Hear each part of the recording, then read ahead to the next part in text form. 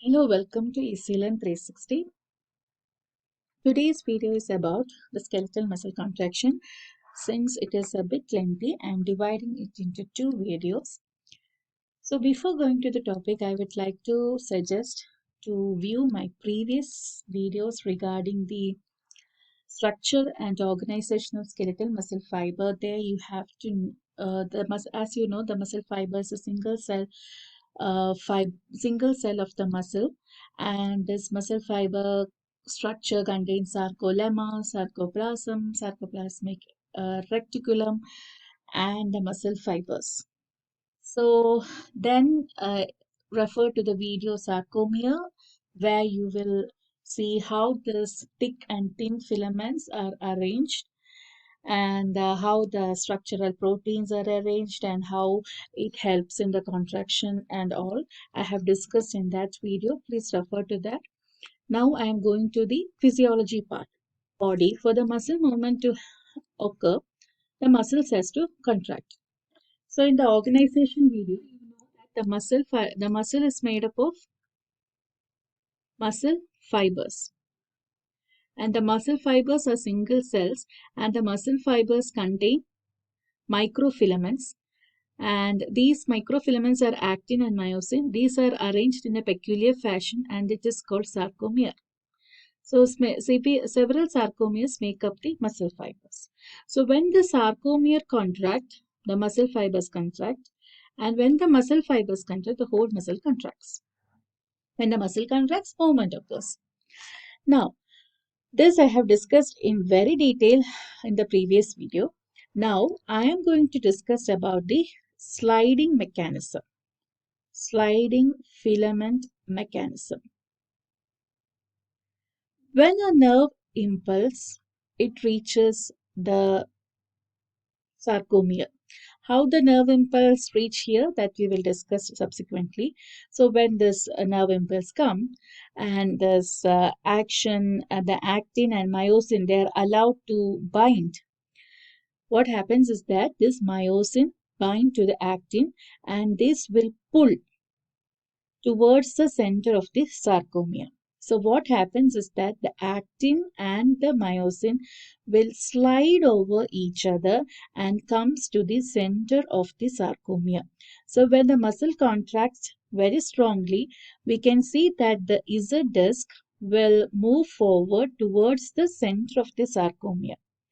So as such, when the muscle contract, the length is remaining the same. Only thing is that they are moving towards the center of the sarcomere, so that we feel that the muscle is getting shortened or the muscle is getting contracted. Okay, so this is called sliding filament mechanism. Now let us see how the nerve impulse reach the muscle fiber. So before that, we need to know about another terminology called the neuromuscular junction. For the muscles to contract, the brain or the spinal cord has to give the nerve impulses to the muscles that, oh, muscle, you have to contract. When the muscle contracts, we will move. So the brain, from the brain and the spinal cord, how the message reach to the to the muscle fibers? Yes, that is through the somatic motor neurons. The somatic motor neurons carries the nerve impulse to the muscles or the muscle fibers, I should say. So the somatic motor neurons carries the action potential. So when this gets electrified, so when the brain wants to or the spinal cord wants to convey the message to the muscle fibers, so a nerve impulse is created, and that is action potential. So it will travel through the somatic motor neurons, and it will reach to the end, and it will reach the muscle fiber. So here is the muscle fiber. So I'm just drawing the picture representation of a muscle. So here, the junction between the nerve and the muscle fiber, so that junction is called neuromuscular junction.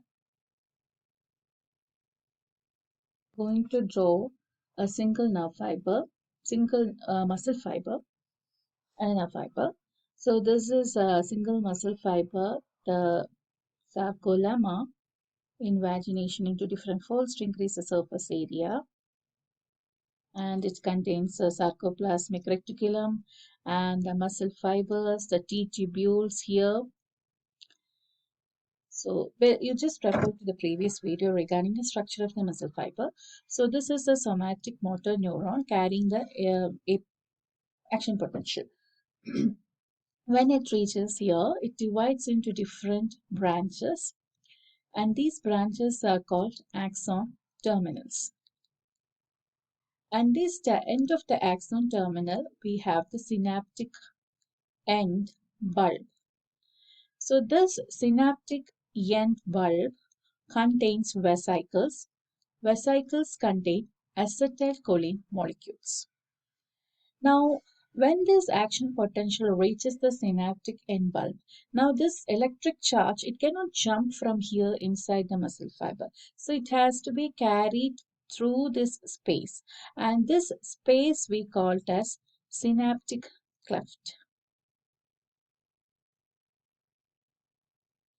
And through the synaptic cleft, this has to enter the muscle fiber. So how it is done is that this electrical energy has to be converted to chemical energy, and for that we have neurotransmitters. So this synaptic bulb contains some vesicles which contains a neurotransmitters called acetylcholine.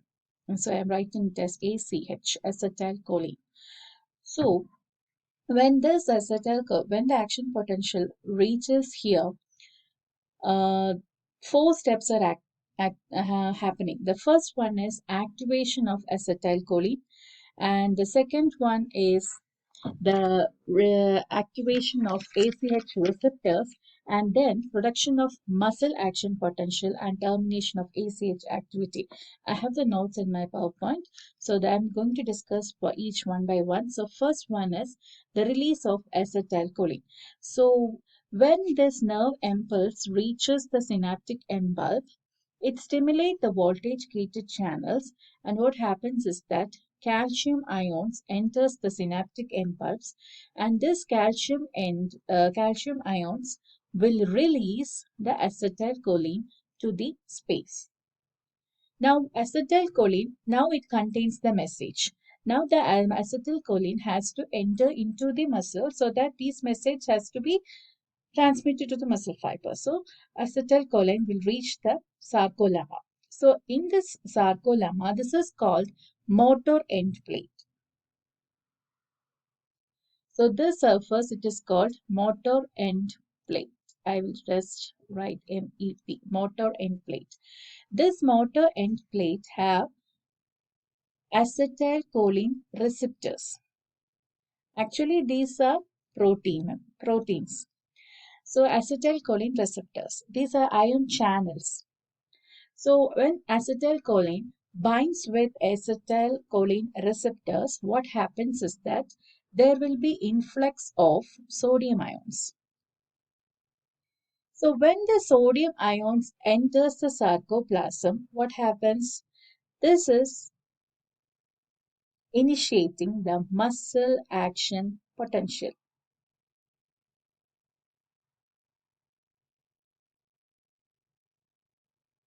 And also there will be a release of calcium ions from the sarcoplasmic reticulum. And this calcium ions will go to the muscle fibers, and the muscle fibers will contract. How the calcium makes the muscle fibers to contract, I will explain in the next video. So this is what I was planning to discuss in this video. It is very simple. That is, the action potential reaches the synaptic end bulbs. So first there will be release of acetylcholine. How acetylcholine is released? Due to the calcium ions. So the calcium ion will make the exocytosis of these vesicles, and exocytosis of vesicles means there will be release of acetylcholine. And these are the neurotransmitters, or we can say they are the chemical messengers. So this acetylcholine will reach the motor end plate, which contains the ACH receptors, and when it binds with the ACH receptors, sodium will enter into the sarcoplasm. And when sodium enters, the nerve impulse elicits one muscle action potential. Then what happens? There will be release of calcium ions from the sarcoplasmic reticulum, and this calcium will make the muscle fibers to contract.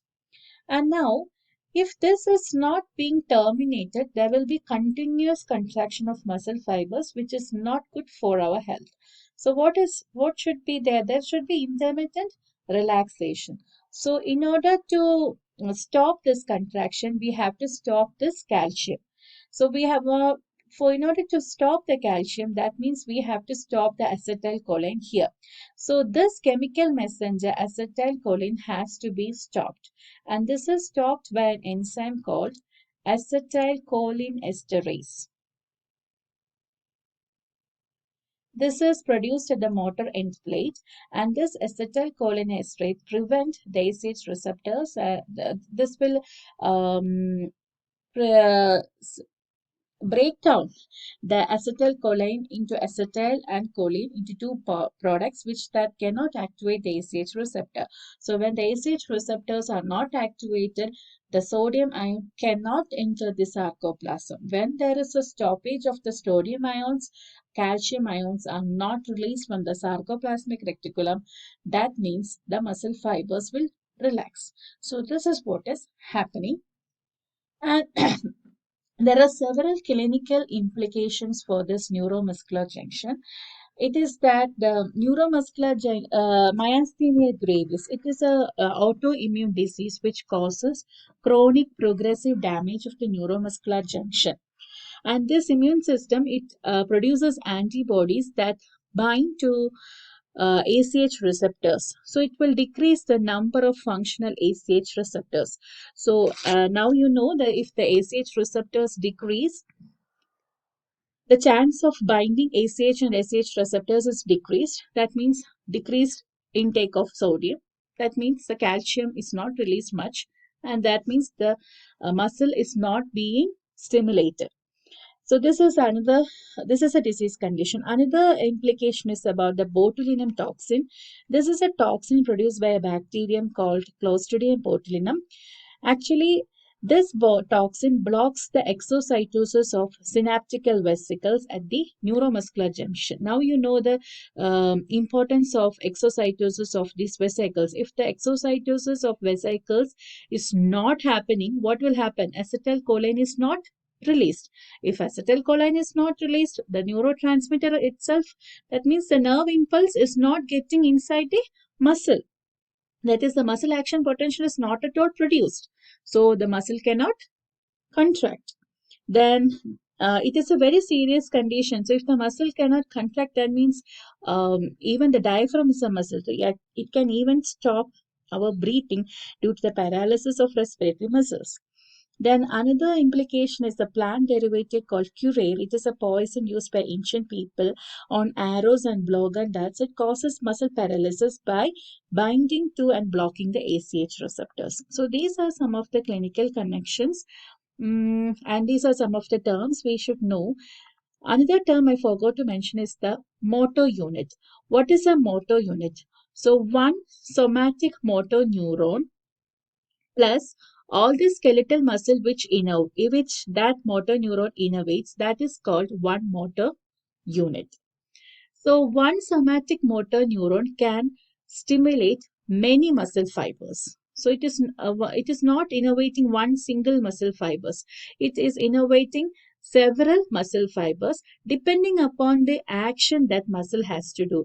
Suppose if we want to do precise actions or we want to do accurate actions, it will be done by many small motor units. That means one somatic motor neuron will be innervating only a very few number of muscle fibers. For example, for muscles controlling eye movement, it will have 10 to 20 muscle fibers per motor unit. While for the calf muscles, for like powerful movements like running and all, one somatic motor neuron will be stimulating 2000 to 3000 muscle fibers each. So it depends upon the muscle movement and how precisely we need that. So that is about the motor unit. So this is all about today's video. My notes is given in the PowerPoint slide. I will just scroll down the notes so that you can read it by pausing the videos. This slide contains the notes about the sliding filament mechanism. I am sure you will get all these notes in all the physiology textbooks. Then these are the terms and facts. We have discussed neuromuscular junction, synaptic cleft, synaptic vesicles, acetylcholine molecules. Then how a nerve impulse elicits a muscle action potential. We have discussed each step, that is release of acetylcholine, activation of ACH receptors, production of muscle action potential, termination of ACH activity by acetylcholine esterase enzyme. So first step, release of acetylcholine, activation of ACH receptors, production of muscle action potential, and termination of ACH activity. And these are some of the clinical connections which I have discussed. Next, the contraction and relaxation of muscle fibers when the calcium is released from the sarcoplastic reticulum. That I will discuss in the next video. And I hope you have understood the topic. And if you like this video, please like, share, comment, and subscribe to my channel. And please press the bell icon so that you will get the notifications when I post my next videos. Thank you.